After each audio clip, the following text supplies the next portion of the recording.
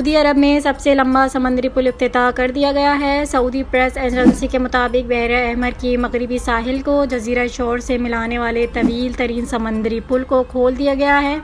इस स्कीम के तहत बनाए जाने वाले 16 होटलों में से 11 अगले साल खुलने वाले हैं।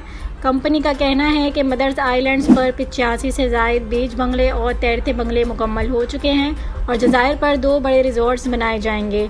जजीरा शोरा बहर अहमर के 92 जज़ायर में से एक है। यह अपने मुनफरिद मनाजिर के लिए जाना जाता है, बशमूल इसके नाउट जो ऊपर से डॉल्फिन की तरह नज़र आती है और इसके मरजान की चट्टानें जो दुनिया की खूबसूरत तरीन चट्टानों में से हैं।